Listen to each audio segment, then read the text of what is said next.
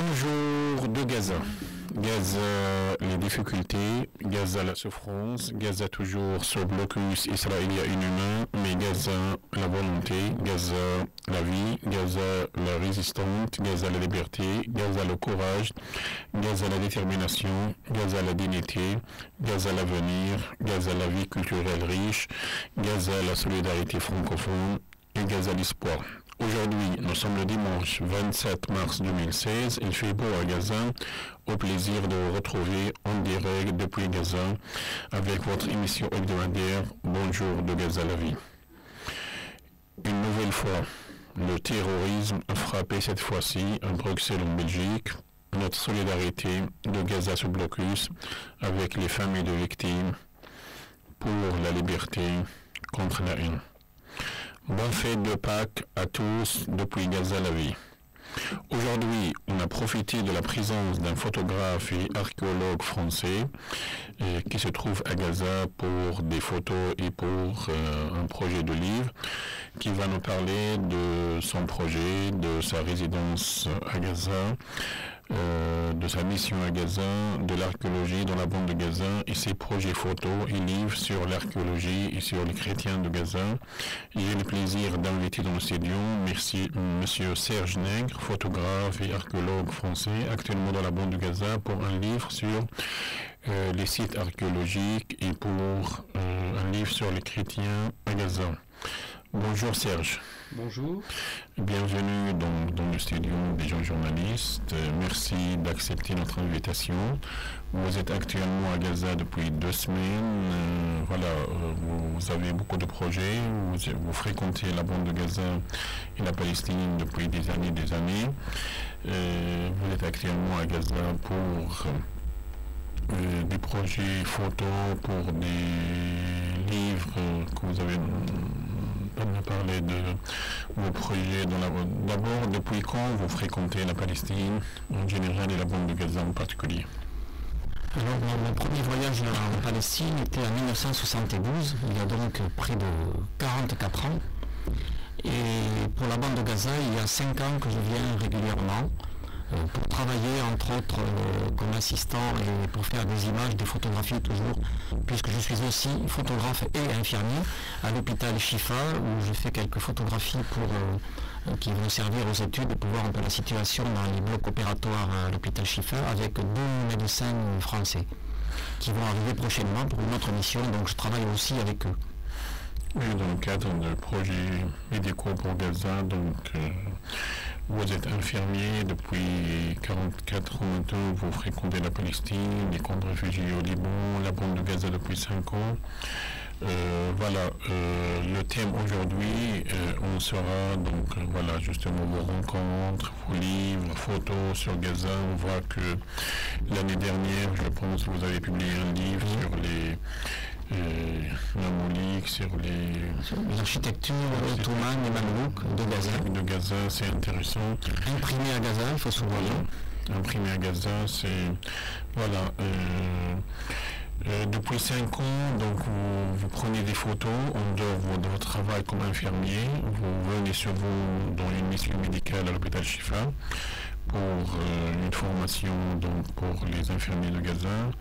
Merci beaucoup pour ces actions, pour cette solidarité. Mais en dehors de votre travail comme formateur pour les infirmiers de Gaza, vous êtes un photographe professionnel parce que vous êtes déjà venu au département français 2-3 fois et vous avez animé beaucoup d'ateliers photos, ateliers appréciés par les étudiants parce que après cet atelier, maintenant, ils ont l'habitude de prendre des photos, de faire des reportages en français. D'ailleurs, il y a des étudiants qui ont gagné des concours de photos et des concours de vidéos de reportages, notamment un concours organisé à l'Institut du monde arabe à Lima l'année dernière. Et à propos de Lima, justement, ça c'est votre introduction, il y avait un colloque intéressant sur Gaza inédite, organisé à Lima, l'Institut du monde arabe, le 19 et le 20 mars. Est-ce que vous pouvez nous parler, vous étiez ici à Gaza, est-ce que vous pouvez nous parler un peu de ce colloque Gaza inédite avec beaucoup de conférences sur notamment l'archéologie dans la bande de Gaza. Oui, effectivement, ce colloque a eu lieu il y a quelques jours seulement à Paris. C'est un colloque qui avait pour thème donc l'archéologie à Gaza. L'archéologie qui devient de plus en plus difficile à Gaza à cause des tensions intérieures, à cause de l'accès à Gaza qui est tout à fait incertain. Et donc les archéologues sont condamnés, mais c'est une bonne condamnation aussi, à travailler sur tous les travaux effectués depuis 1995, tous les travaux archéologiques auxquels j'ai aussi participé en faisant quelques photographies aériennes, notamment en utilisant des cerfs-volants tout à fait pacifiques et qui permettent de faire des vues aériennes des sites archéologiques très intéressantes et très précises, permettent de relever les plans et tout ce qu'on peut exploiter à partir de photographies aériennes. Donc, en effet, c'est à partir de 1995 que s'est développé avec Jean-Baptiste Humbert de l'école biblique archéologique française de Jérusalem une mission archéologique en coopération avec les autorités palestiniennes, bien sûr, et françaises. Ces travaux ont donné, au bout de plusieurs années, ont révélé les sites d'Antédon, par exemple, qui est une cité et un port important grec, qui se développe sur une très grande surface, puisque ça mesure au moins 600 mètres de long. On a trouvé également le site de Jabalia, où des églises, plusieurs églises côte à côte, avec également un baptistère présente sur 500 mètres carrés de mosaïques, tout à fait intéressantes, d'une extrême diversité. Un site qui malheureusement était protégé, l'est toujours, mais qui demande un soin quotidien et une vérification de l'état de ce trésor, qui est un trésor pour Gaza, bien sûr, c'est l'histoire et le passé de Gaza, mais ça dépasse largement Gaza, c'est un trésor de l'humanité également, bien sûr. Ensuite, autre chose très importante, à Tel Oum, c'est un vaste complexe de monastères en Terre Sainte. Le premier, puisque ce monastère de Saint-Hilarion, c'est comme ça qu'on le dénomme, s'étend sur plus de 15 000 mètres carrés. Et c'est dans ce lieu très important que s'est développé le monachisme. Jusqu'en 2014, des enfants sont venus par centaines visiter le site grâce à des Palestiniens formés à l'archéologie et à l'histoire à la fois. C'est situé entre Der el-Bala et Gaza, pas très loin, tout près de Nuseirat, tout près de la mer, un site très très intéressant. Des centaines d'enfants, je disais, donc, sont venus visiter ça régulièrement. Il y a quelques problèmes maintenant de visite, de gardiennage du site ou d'entretien du site, mais on a pu initier, grâce à des Palestiniens qui ont été formés donc, à la visite de ce site et à l'histoire et au passé de Gaza, qui a un passé vraiment très très riche sur un coin de la Méditerranée, mais qui a un passé très très riche depuis très longtemps. On pense que les gens connaissent ici peu leur histoire, qui remonte à la haute antiquité, vers l'âge du bronze, c'est-à-dire à peu près 1500 ans avant notre ère, avant Jésus-Christ, c'est-à-dire à 3500 ans d'aujourd'hui. Tour à tour, la cité de Gaza a été une cité prospère du Levant, une ville philistine, qui a donné le mot palestinien, et un très grand comptoir grec. Évidemment, sa situation privilégiée sur un coin sud-est de la Méditerranée, au débouché de la péninsule arabique, vers le monde méditerranéen, était une excellente porte de l'Orient vers le monde méditerranéen, grec, romain. Et c'est ainsi que l'activité commerciale de Gaza et du port d'Antédon dont on parlait s'est développée et a joué un très grand rôle commercial dans l'histoire de Gaza. Donc si je comprends bien, ces sites, maintenant, ils ont des problèmes d'entretien et de restauration. Alors, bien entendu, les conditions de la vie de Gaza et du problème en général des Palestiniens et des Israéliens fait qu'il y a d'autres priorités notamment suite au conflit qu'il y a eu les dernières années. Et l'argent des donateurs va plus facilement à la restauration des maisons ou des écoles ou des routes que, bien entendu, à l'archéologie, qui a peut-être un peu moins d'intérêt pour certains Palestiniens, mais surtout, effectivement, qui est moins urgente que le secours des gens qui ont perdu leur maison ou leurs hôpitaux. Et les missions, donc les conséquences de ce blocus israélien et de les 3 dernières offensives militaires, il y a moins de visites archéologiques internationales.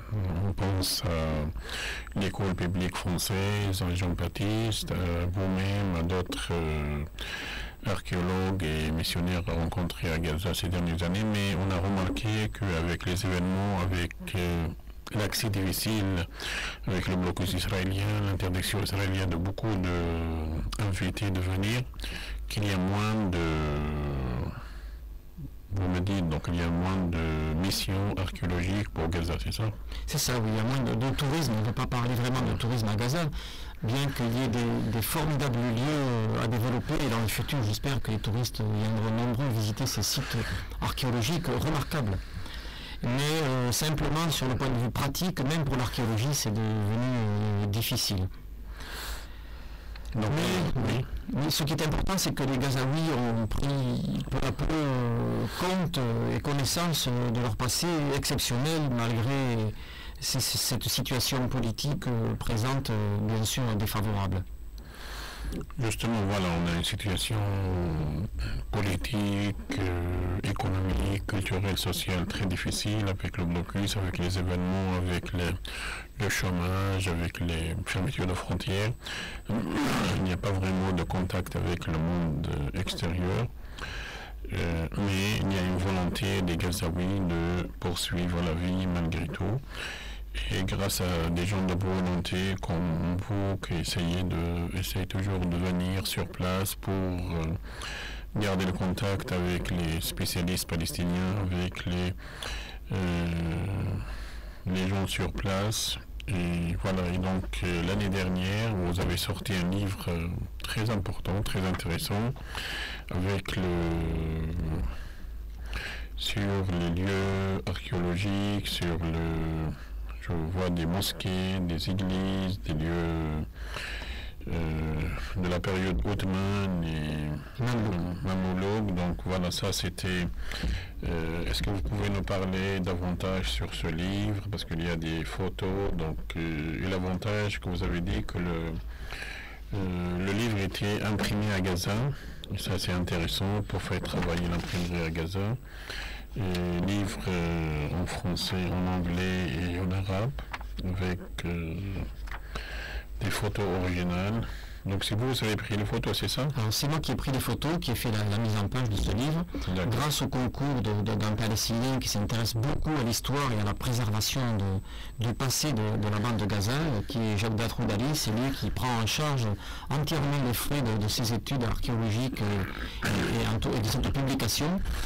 Toutes les photos ont été réalisées dans Gaza, bien sûr, et toute la bande de Gaza, pas simplement Gaza. Il y a aussi des photos à Dar el-Bala ou bien à Khan Younes. Dar el-Bala, où le site d'Al-Khader est très intéressant, puisqu'on a à la fois dans le même complexe une mosquée et une église, ou en tout cas un lieu chrétien, qui semble avoir cohabité, puisque la mosquée n'a pas détruit l'église pour être construite, mais elle est construite juste à côté et à l'intérieur. Mais on a respecté le site chrétien, puisqu'un escalier permet de descendre de la mosquée jusque dans le site au sous-sol, bien entendu, puisque le christianisme est antérieur à l'islam, donc 700 ans après ou 600 ans après, les niveaux du sol sont montés. Et jusqu'à il y a peu, cette mosquée a été désaffectée il y a une centaine d'années, je suppose, ou même peut-être moins. Mais jusqu'il y a peu, donc, elle est dans l'état assez abîmée.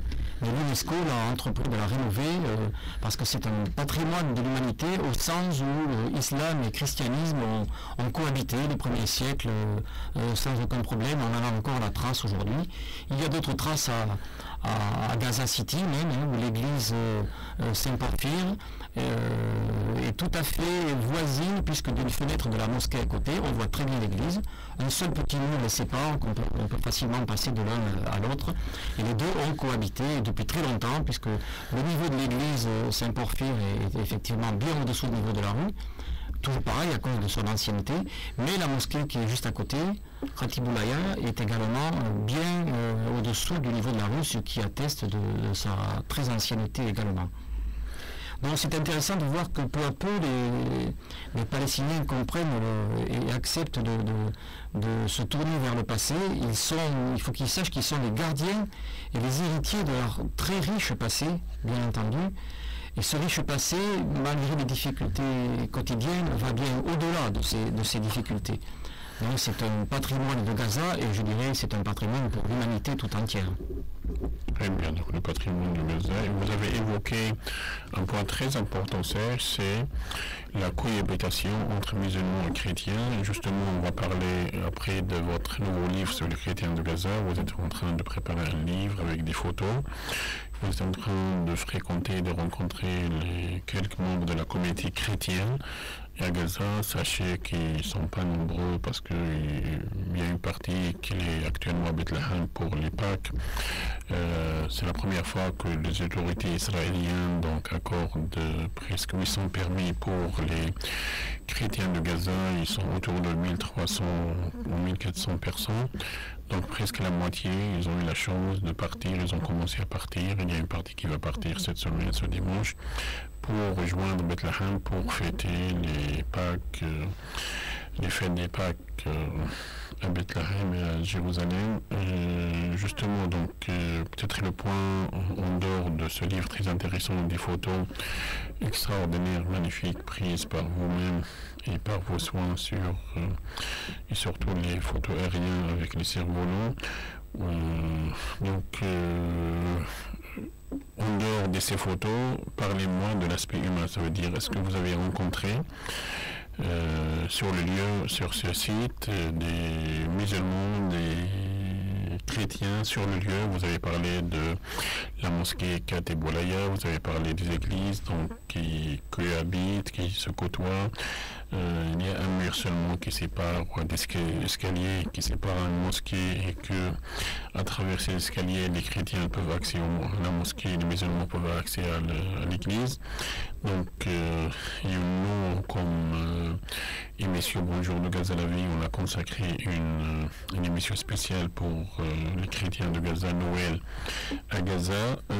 Est-ce que vous avez rencontré des musulmans, même des vieux? Nous avons un appel, allô? Allô? Bonjour. Oui, bonjour. Bonjour, c'est Bara. Bonjour Bara. Bonjour. Je suis étudiante de 4e année de l'Université Larsa, de français. On t'écoute, Bara. Est-ce que tu as... D'abord, bonjour vous tous. Bonjour Monsieur Serge, c'est Bara. En fait, j'aimerais vous dire que vraiment, c'est un très bon travail que vous faites à Gaza, en Palestine en général. J'ai une question à vous dire, à vous poser concernant les différents lieux religieux que vous voyez, que vous visitez. Lorsque vous voyez la mosquée et l'église l'une à côté de l'autre, quel sentiment vous arrive? En tout cas, voilà, justement, je suis en train de poser la question, tu as anticipé. Voilà, en tout cas, voilà, suivez-nous sur le site. Donc, merci pour ton appel, Bara, donc une étudiante fidèle à l'émission. Et la semaine dernière, tu étais l'invité, c'est toi qui as animé l'émission de dimanche 20 mars. C'est une émission exceptionnelle parce qu'il y a beaucoup d'audience et beaucoup de commentaires sur l'émission. Voilà, à toi Serge, la question de Bara sur les différents lieux, notamment religieux. Tu as parlé d'une église et d'une mosquée, c'est côtoie, et donc ça joint dans ma question. En dehors de ces lieux donc historiques, est-ce que vous avez rencontré des musulmans, des chrétiens sur ces différents lieux, même si génération après génération, il y a des jeunes maintenant, donc voilà, elle te pose la question sur tes impressions, tes sentiments, et moi je pose la question sur l'aspect humain, les rencontres humaines sur place avec des Palestiniens, des Arabes, mais qui sont des confessions musulmanes, chrétiennes. Oui, ce qu'on peut dire, c'est qu'aujourd'hui, je n'ai pas vu des gens se plaindre ni les uns ni les autres. Les musulmans m'ont indiqué où était l'église, les chrétiens m'ont indiqué qu'ils avaient beaucoup d'amis musulmans, que lors des mariages, ils étaient invités, exactement comme les autres, et que cela se passait bien. Il y a bien sûr des exceptions avec des gens qui sont peut-être un peu plus excités, Mais le passé nous montre, en tout cas à une certaine époque, que la coexistence était tout à fait possible. J'ai même rencontré une grand-mère dans la rue du vieux Gaza, et qui m'a dit, mais autrefois il y avait des juifs ici, et il n'y avait pas de problème, alors pourquoi aujourd'hui il y a tous ces problèmes? Et je trouve qu'elle résume tout à fait, on peut remplacer le terme juif par des autres religions, par chrétien ou autre, et elle résume tout à fait avec beaucoup de bon sens et beaucoup d'expérience de toute une vie, donc une grande partie de vie de souffrance. Elle résume cette possible cohabitation. Le monde est divers, il n'est pas unique. Si Dieu existe, il a fait des gens différents, il a fait des fleurs de toutes les couleurs. Alors pourquoi est-ce qu'il n'y aurait pas des gens de différentes pensées? La seule chose qu'il faut, c'est se respecter les uns les autres et arriver à cohabiter, comme justement par le passé, on a des attestations un peu partout, que cette cohabitation était tout à fait possible. Très bien, donc voilà, ça c'est un appel pour la tolérance, la rencontre entre toutes les religions. C'est l'humanité qui compte pour nous tous. Malheureusement, il y a beaucoup de violence, il y a beaucoup de guerres, il y a beaucoup d'événements en Palestine, dans la région et dans le monde, des attentats meurtriers, des violences, malheureusement. Mais le passé va nous guider. Et pour l'avenir, je pense que l'humanité va gagner, va s'imposer. Et comme j'ai déjà dit dans un de mes poèmes, l'humanité est plus forte que les prisonniers de la haine pour la liberté contre la haine. Voilà, on va revenir, Serge, à notre débat, notre échange très intéressant. On va parler de sites archéologiques dans la bande de Gaza. Vous avez évoqué donc les sites à Gaza, Jabalia, Deir el-Balah, Hanserat. C'est vrai, il y a un problème d'entretien, il y a un problème de restauration, d'innovation, notamment comme vous avez évoqué avec les offensives militaires israéliennes, la priorité pour les gens de reconstruire leur maison. Et il y a un problème de restauration, d'innovation. Heureusement, quelquefois, il y a des missions, il y a l'UNESCO qui essaie un peu de proposer quelques aides pour soutenir l'innovation et la restauration et l'entretien de ces sites. Voilà. Quels sont les sites qui ont besoin d'une innovation, qui ont besoin d'un entretien, donc une urgence parmi les sites que tu as visités, que tu connais bien maintenant? Bon, je connais plusieurs sites, je n'ai pas visité tous les sites cette fois-ci, je les connaissais il y a quelques années, il n'y avait pas de problème. L'impératif est d'arriver. L'entretien des sites est vrai dans tous les pays, tout le temps, constamment. C'est un site archéologique. Lorsqu'on fait avant de faire les fouilles, il est protégé. Dès qu'on a fait les fouilles, il est en plein air, et c'est à partir de ce moment-là que les choses peuvent se détruire, même si elles ont parfois plusieurs millénaires. Donc toute fouille entraîne la destruction du site si on n'y prend pas garde. Donc c'est un énorme problème, pas simplement en Palestine. Il y a de très très gros problèmes en Italie où il y a d'énormes sites archéologiques comme Pompéi, comme Rome, où on a beaucoup de mal, les Italiens ont beaucoup de mal à entretenir notamment le site magnifique de Pompéi qui nous parle de toute une vie d'il y a 2000 ans. Et même les Italiens ont des problèmes financiers, et on en revient toujours au même problème, pour conserver et entretenir ces sites.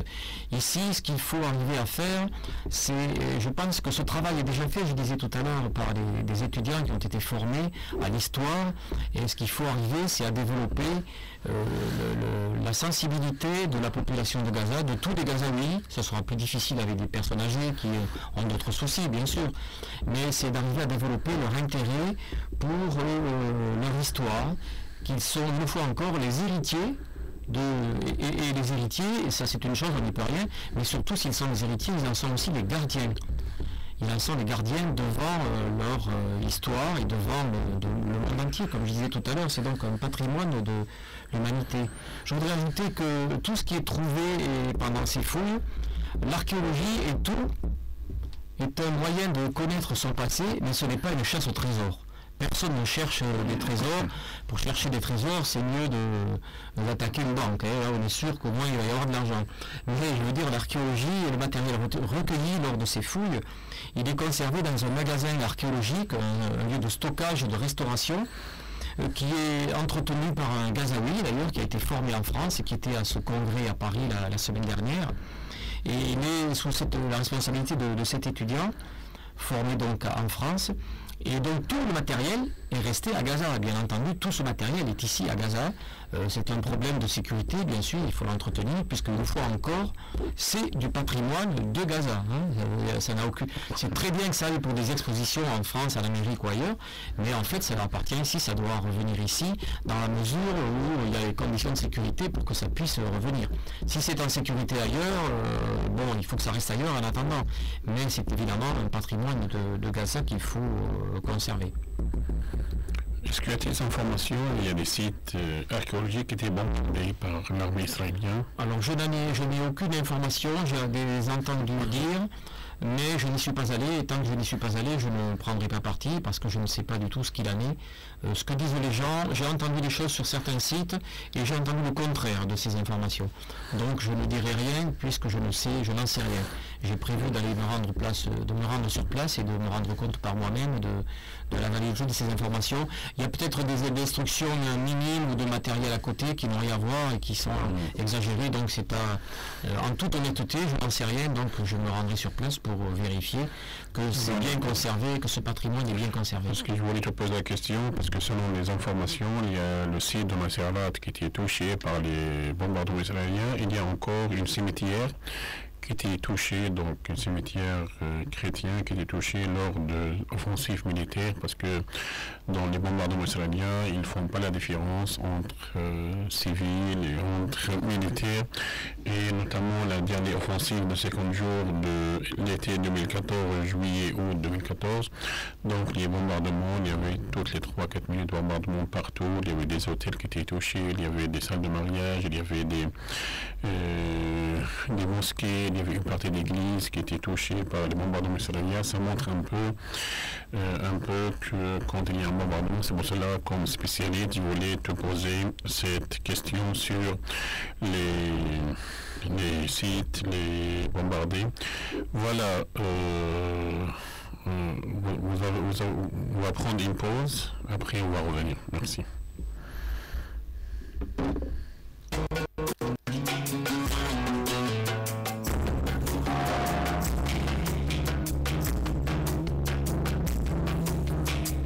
Je suis né dans un pays qui n'existe pas. Je suis né sur une terre qui n'est plus à moi.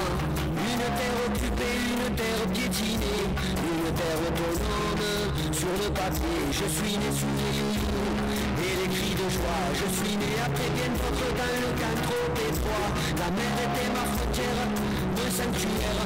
Pour oublier les colons, le blocus et la misère. J'ai grandi c'est le son des récits de l'exil. J'ai grandi au creux des lits suspendus à un fil. Le fil d'un espoir tenace dans les passes. Aujourd'hui la tête haute, nous aurons notre place. Nous aurons notre place.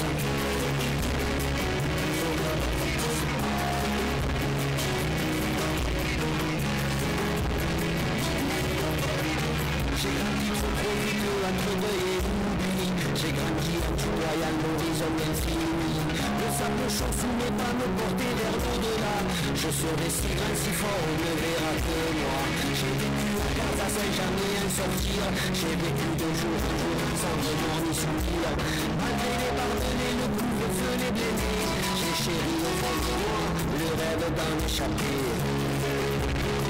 Le rêve d'en échapper. Le rêve d'en échapper.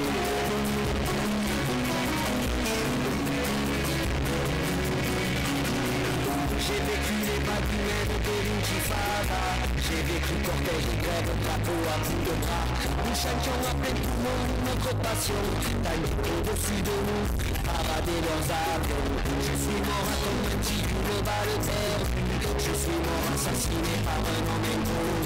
Croyait faire son devoir en tirant dans nos billards. Sur des hommes ennemis aux armes dérisoires. Je suis mort comme mille après mille avant. Je suis mort un soir d'automne, un soir de Ramadan. Mais je ne voulais que vivre, vivre libre. Je ne voulais qu'être libre. Je ne voulais qu'être libre. Je ne voulais qu'être libre.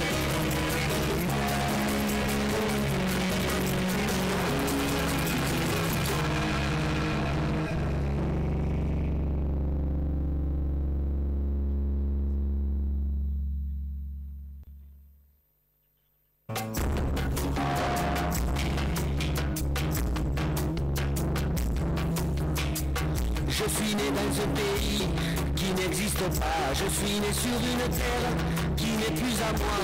Une terre occupée, une terre piétinée, une terre autonome sur le papier. Je suis né sous les youyous et les cris de joie. Je suis né après bien d'autres dans le camp trop étroit. La mer était ma frontière, mon sanctuaire.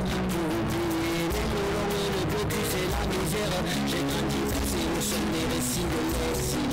J'ai grandi au creux des lits suspendu à un fil. Le fil d'un espoir tenace dans les passes. Aujourd'hui la tête au haut, nous aurons notre place. Nous aurons notre place.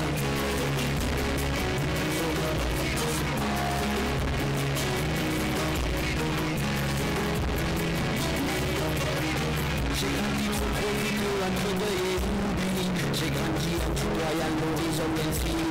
Le sable chaud sous mes pas me portait vers l'au-delà. Je serai si grand, si fort, on ne verra que moi. J'ai vécu à Gaza sans jamais en sortir. J'ai vécu de jour en jour sans remords ni soupir. Malgré les barbelés, le couvre-feu, les blés. J'ai chéri au fond de moi le rêve d'en échapper. Le rêve d'en échapper. Le rêve d'en échapper.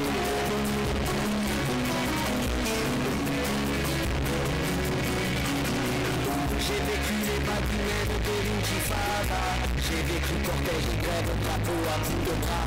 Nous chantions à plein poumon notre passion. Tandis qu'au-dessus de nous paradaient leurs avions. Je suis mort à Tombenti, une balle perdue. Je suis mort assassiné par un homme inconnu. Croyait faire son devoir en tirant dans nos bouillards. Sur des hommes ennemis aux armes dérisoires. Je suis mort comme mille après mille avant. Je suis mort un soir d'automne, un soir de Ramadan. Bonjour de Gaza la vie. Donc voilà, on vient d'écouter la chanson sur Gaza, le groupe Zebda de Toulouse, parole de Jean-Pierre Fillot. Justement, Jean-Pierre Fillot était au colloque à l'Institut du monde arabe le 19 et le 20 mars dernier. Et voilà, le groupe Zebda de Toulouse qui a chanté une chanson dédiée aux Gazaouis. Il a parlé de blocus, il a parlé des agressions israéliennes permanentes, il a parlé que les Gazaouis, les jeunes Gazaouis, ils voient seulement la mer devant eux, qu'ils ne peuvent pas voyager, qui vivent la misère, mais les Gazaouis qui continuent à s'accrocher à la vie, qui résistent et qui existent et qui persistent. Voilà. On a le plaisir et l'honneur aujourd'hui d'inviter dans le studio M. Serge Nègre, photographe, infirmier et archéologue français actuellement dans la bande de Gaza, l'échange avec lui est très intéressant sur les sites archéologiques à Gaza, sur le travail remarquable des archéologues, soit palestiniens, soit français ou étrangers, pour entretenir et renouveler et restaurer donc ces sites qui sont un patrimoine pour pas seulement les Palestiniens de Gaza, mais pour l'humanité. Et les Gazaouis doivent protéger ces sites parce que, comme il a dit Serge, ce sont des héritiers de ces sites des sites pour l'humanité. On va revenir à vous, Serge. Donc, il y a eu 2 expositions, je pense, très intéressantes. en France et en Suisse, je pense. Tu as parlé de Jawdat al-Khodari, je pense qu'il y avait l'exposition, c'était en 2000 sur Gaza millénaire. Et en France, il y avait beaucoup d'expositions sur l'archéologie à Gaza, avec vous, avec Jean-Baptiste, avec d'autres. Quelle est l'importance de ces expositions pour justement pour aider à entretenir ces sites archéologiques? L'importance de ces expositions est évidente puisqu'elles présentent des trésors de Gaza et elles permettent de parler de Gaza d'une autre façon que dans les informations quotidiennes, à savoir des bombardements, des attentats, des Qassam, des je ne sais pas quoi, des tas de choses qui ne sont pas très intéressantes. Or, Gaza a un très riche passé. Et il convient de parler de Gaza d'autres façons. Si on veut développer le tourisme qui est aussi un moyen de développement économique de la bande de Gaza, ce serait un excellent moyen pour amener de l'argent à Gaza et pour développer ce territoire qui ne demande qu'à se développer. Mais la situation actuelle, évidemment, ne le permet pas. En gros, les sites connus sont préservés. Et le problème, il est avec l'explosion démographique qui a besoin de plus en plus de terrain pour construire, reconstruire. Et parfois, si les sites ne sont pas prospectés et mis à jour avant, il y a risque de destruction lors d'aménagements en immobilier. Ça, c'est clair. En France et partout dans tous les pays du monde, c'est la même chose. Et en France, il y a une loi qui oblige tout aménageur d'un terrain de faire des travaux archéologiques antérieure, c'est-à-dire d'abord une prospection, voir si en surface effectivement on trouve quelque chose. Ensuite on décape un petit peu le sol pour voir si sous quelques centimètres de terre il y a quelque chose. Et ensuite les travaux commencent tout doucement et s'il y a quelque chose, le chantier s'arrête. Alors un laps de temps, on ne veut pas empêcher le développeur du projet de travailler, mais il y a 1 mois, 2 mois accordés à des archéologues pour permettre de protéger, d'étudier ce site surtout, puisque ces sites ont besoin d'être étudiés. Je rappelle qu'une fois encore, l'archéologie n'est pas du tout une chasse au trésor, mais c'est un moyen d'étudier notre passé. Je dis notre parce que la France est la même chose que pour la Palestine et on a besoin de connaître notre passé. Pour cela, d'ailleurs, il y a un excellent proverbe occitan que je vais dire en français, un dicton qui dit comment tu peux savoir où aller si tu ne sais pas d'où tu viens. Et effectivement, l'archéologie, elle est là pour nous dire d'où on vient, pour nous expliquer où aller. Mais on a besoin de connaître notre passé, comme un arbre a besoin de ses racines pour vivre. Si on coupe ses racines, l'arbre meurt. C'est la même chose pour l'archéologie et l'histoire. Voilà, merci pour ces précisions. Maintenant, en dehors de l'archéologie, des sites archéologiques, on va parler de votre nouveau livre. Vous êtes en train de préparer un nouveau livre sur les chrétiens de Gaza. Et je pense que c'est un projet très ambitieux. Depuis 1 semaine, 10 jours, tu es en train de faire des rencontres avec la communauté chrétienne, de prendre des photos dans leurs lieux, dans les églises, dans des lieux de culte, dans des associations et des écoles chrétiennes. Est-ce que vous pouvez nous parler rapidement sur ce nouveau livre et vos impressions sur les rencontres avec la communauté chrétienne de Gaza? Oui, alors l'idée de ce livre est une idée du professeur Christophe Oberlin qui arrive dans quelques jours pour travailler à l'hôpital. Oui, c'est dans le site. Voilà, donc c'est un projet à lui et il m'a dit, toi qui connais Gaza, si tu pourrais rencontrer des gens, c'était un jeu, on peut rencontrer des gens, mais on peut peut-être non seulement leur poser des questions, mais peut-être les filmer aussi, et ça pourrait faire l'objet d'un documentaire. Il y a des émissions religieuses en France qui seraient intéressées pour voir un petit peu la vie des chrétiens de Gaza, parce que beaucoup de gens pensent que Gaza, ce sont des Arabes, et ils sont très étonnés lorsque je dis mais je vais faire un film ou des images qui vont peut-être devenir un film, j'espère bien, sur les chrétiens de Gaza. Mais les Gaza, ce sont des Arabes. Je dis oui, et alors? Mais les chrétiens de Gaza sont des chrétiens arabes. Parce qu'encore dans l'opinion publique, on confond on confond arabes et musulmans. Or, tous les Arabes ne sont pas musulmans. Certains sont chrétiens, certains sont athées. On a des exemples, je me rappellerai à quelques années à l'arrière, au Liban par exemple, en Irak, où le premier ministre de Saddam Hussein à l'époque, Tarek Aziz, était un chrétien.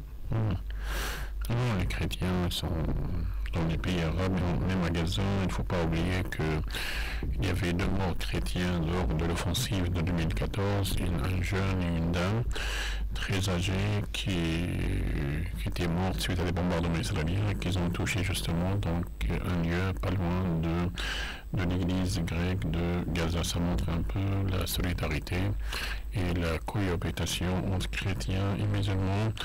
Et comme il a dit M. Brahim Jachin, le jeune chrétien qui était invité dans l'émission de 27 décembre 2015 pour parler de nous à Gaza, il a parlé que nous les chrétiens et les musulmans donc nous subissons les mêmes sorts, ça veut dire les difficultés, les bombardements, le blocus, les agressions israéliennes et les difficultés donc quotidiennes.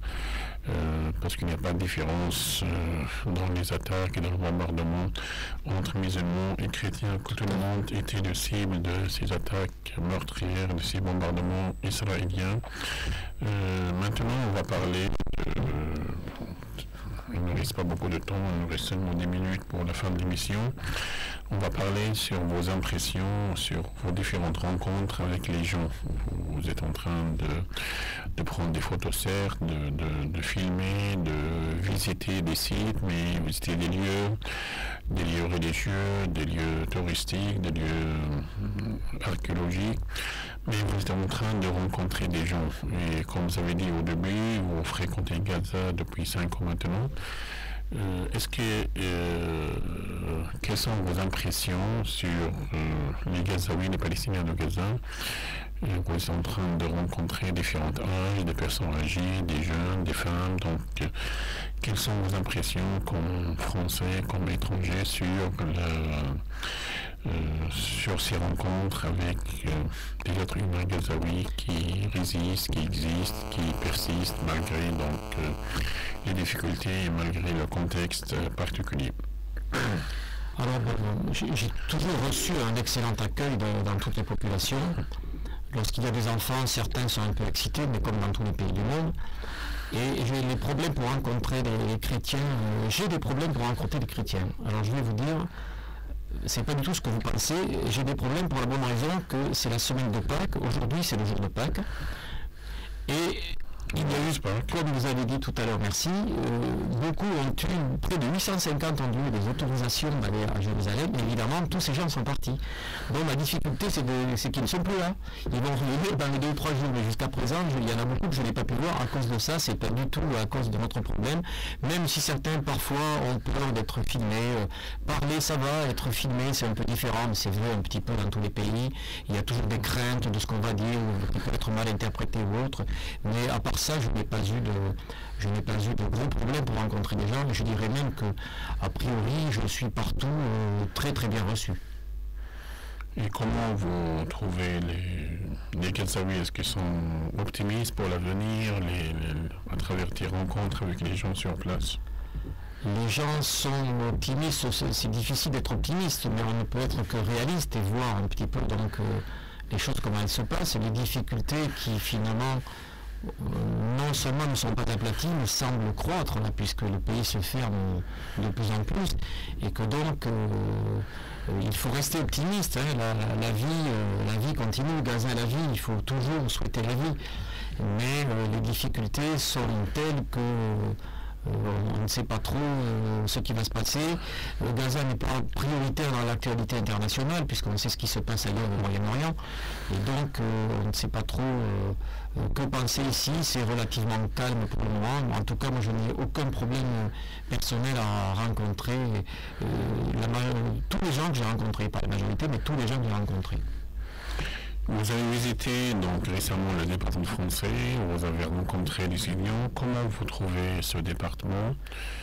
D'une part, c'est ta 2e ou 3e visite. Chaque fois que tu viens à Gaza, tu insistes à venir rencontrer les étudiants. Comment vous trouvez les étudiants de français dans le département français de l'Université d'Al-Aqsa et tes impressions sur ces étudiants?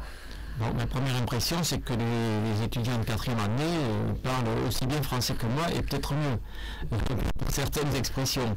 C'est excellent, ce département. On forme des gens qui, en 4e année, sont tout à fait capables de se débrouiller en France et de faire fonctionner une classe sans aucun problème. Les premières années ont un peu plus de difficultés, mais c'est normal, ce sont les premières années.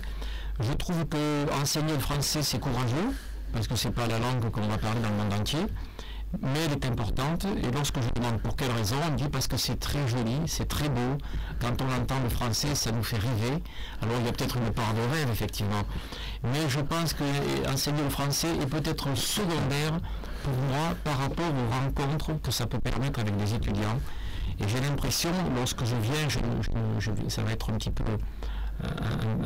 orgueilleux ce que je vais dire, mais d'être une espèce de fenêtre ouverte sur le monde, sur ailleurs, et on parle finalement de tout sauf de littérature, alors qu'on devrait parler peut-être que de ça. Les étudiants peuvent s'exprimer, poser des questions en français, je réponds, et les questions vont de choses plus ou moins personnelles et familiales jusqu'à de la politique internationale. C'est très très très ouvert et c'est un excellent lieu de rencontre et d'ouverture sur le monde.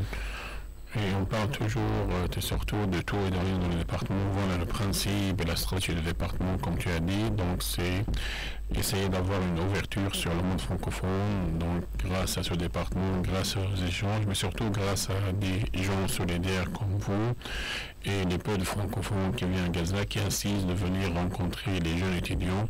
C'est vrai qu'au département de français, à travers le département, à travers l'émission de français, on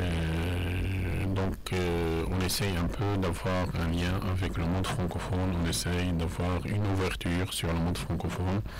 Gaza souffre de blocus, souffre de difficultés de sortir et d'entrer, souffre des fermetures de frontières, souffre de chômage et de difficultés économiques, mais Gaza essaye de garder espoir, et je pense que l'enseignement français fait partie de la résistance des jeunes Gazaouis et l'ouverture vers le monde francophone, un monde de plus en plus qui soutient la cause de la justice, la cause palestinienne. Justement, à la fin de cette émission, vous avez participé l'année dernière à une journée d'études, vous avez fait une intervention via Skype sur donc c'était le thème de cette journée d'études, les relations franco-palestiniennes, justement. Et vous avez fait une intervention via Skype, vous n'étiez pas sur Gaza en ce moment-là, c'était en avril 2015, et vous avez fait depuis Paris ou Toulouse, je ne sais pas, vous avez fait une intervention très intéressante via Skype sur justement les sites archéologiques à Gaza, et vous avez beaucoup insisté sur l'importance de développer ces sites pour le tourisme de Gaza et pour l'économie de Gaza. Donc on va vous remettre le diplôme et l'attestation de participation à la fin de cette émission. Est-ce que vous avez un dernier mot à dire oui, à la fin de cette émission? Oui, je voudrais dire que si l'avenir paraît un peu incertain pour cette parcelle de terre qui a contribué à faire se rencontrer l'Orient et le monde méditerranéen et l'Occident, si par le passé ça a été vrai, je souhaite que l'avenir soit également tourné vers cette ouverture et cette rencontre, cette nouvelle rencontre, je dirais, entre l'Orient et le monde méditerranéen pour une meilleure compréhension et une meilleure étude et une meilleure coopération, en fait, pour le bien commun de toute l'humanité. Merci à vous tous. En tout cas, ça me fait un plaisir, Serge, de vous accueillir. Merci d'être venu participer. Donc, vous avez parlé du département français, mais il y a une émission de français qui essaye de garder le contact entre Gaza et le monde francophone. Voilà, on est arrivé à la fin de cette émission. Je vous rappelle que la prochaine émission aura lieu le dimanche 3 avril 2016, de 14h à 15h. Je pense qu'on est passé à l'heure d'été en France, en Belgique, en Suisse et même à Gaza. Le thème sera les peintres de Gaza. On va inviter deux jeunes peintres francophones de Gaza qui vont nous parler de la création artistique dans cette région sur blocus. Voilà, j'ai le plaisir, Serge, de vous remettre donc votre attestation de participation à la journée d'études. Donc c'était l'occasion de vous remettre cette attestation de participation. Merci d'être venu aujourd'hui et merci pour cette participation intéressante sur merci beaucoup. sur Merci sur Ziad. la journée d'études sur les relations franco-palestiniennes.